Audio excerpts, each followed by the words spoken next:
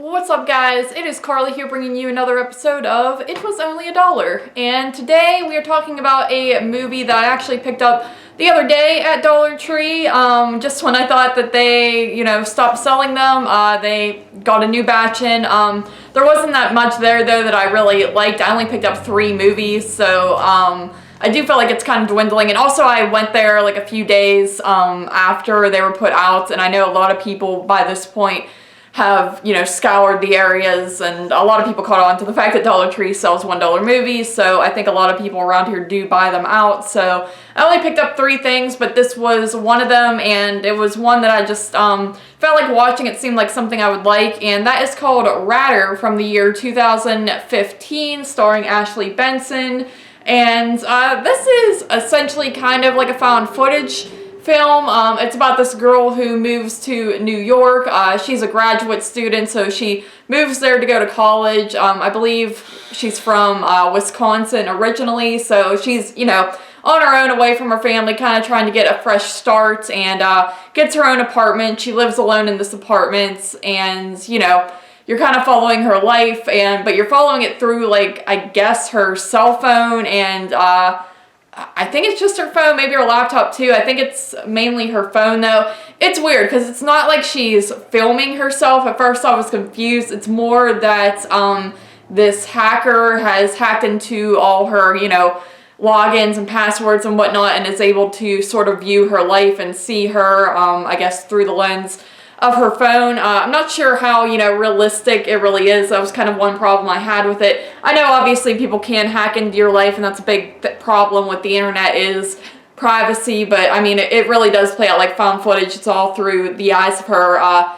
phone, like he's somehow videoing her this entire time. So it's a little weird, but then again, I don't know much about all this, so I might just sound completely dumb, but that's kind of the movie.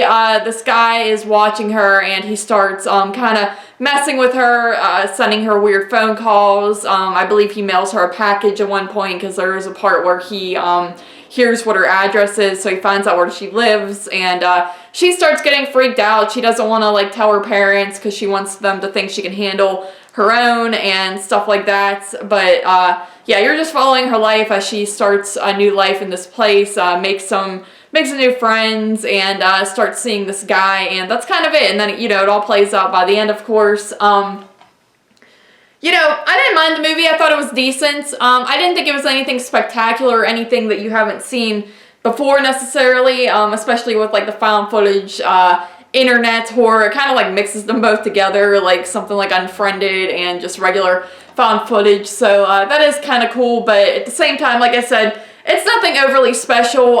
You might get a little bored following this girl's life, but at the same time, it's only an hour and 20 minutes. I was pretty invested. It was an easy watch. It was easy to pay attention to. I was kind of, doing some stuff in the background, but I still like grasped everything that was going on fine. So it's not very hard to follow at all. Thought the acting was decent, it was pretty good, honestly. It was realistic acting, which you need with this type of movie because it's supposed to, play out like just everyday life and realistic. So I thought that was good, but, like I said, it wasn't anything special. It kind of reminded me in a sense of the movie Hangman, which I believe I reviewed before, maybe on my 31 Days of Horror, I think, this past year, and that might have actually came out the same year, or if not, 2016, but, yeah, I did think it had some solid moments there. There were a few parts that were unsettling and creepy. The ending is actually rather creepy. You kind of know what's going to happen, but at the same time, the way it plays out is a bit scary, especially,